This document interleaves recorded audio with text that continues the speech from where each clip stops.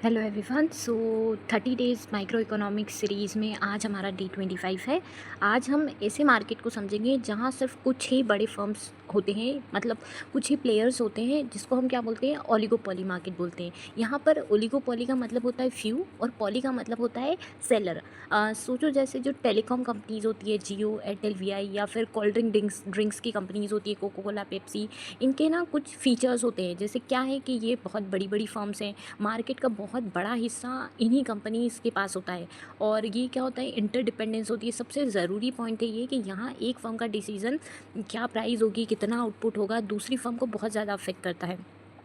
तीसरा होता है बैरियर्स टू एंट्री। नई फर्म्स का आना बहुत मुश्किल होता है क्योंकि सेटअप कॉस्ट ज़्यादा होती है ओलिगोपोली में। अब देखो, जो किंग डिमांड कर्वे, अब जो एक बड़ा सवाल आता है कि ओलिगोपोली में प्राइस कैसे डिसाइड होता है।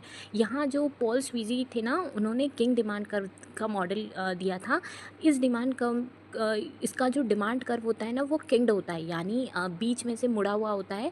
अगर एक फर्म प्राइस बढ़ाती है ना, तो दूसरी फर्म उसको फॉलो नहीं करती है। मतलब अगर किसी फर्म ने प्राइस बढ़ाया तो दूसरी फर्म प्राइस नहीं बढ़ाएगी, क्योंकि अगर वो बढ़ा देगी तो कस्टमर तो भाग जाएंगे।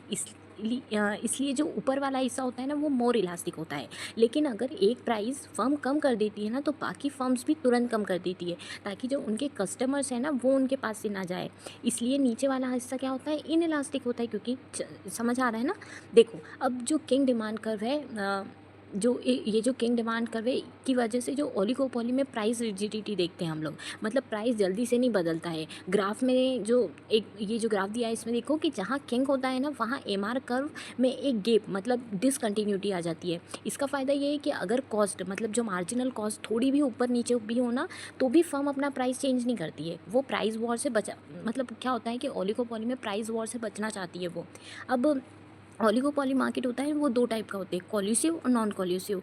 अब कॉल्यूसिव जो होते हैं ना, जब जो फर्म्स है वो आपस में अगर दोस्ती कर लेती है और मिलकर प्राइस डिसाइड करती है ना, जैसे ओपेक कंपनी होते हैं, ये कॉल्यूसिव में आते हैं। और नॉन कॉल्यूसिव कौन होते हैं, जहाँ फर्म एक दूसरे से लड़ाई करती है, भिड़ती है, प्राइस का कंपटीशन करती है। ठीक है, यहाँ पर ना नॉन प्राइस कंपटीशन भी बहुत होता है, जैसे एडवर्टाइजिंग, गिफ्ट्स, ताकि बिना प्राइस कम किए कस्टमर को कैसे अट्रैक्ट किया जा सके।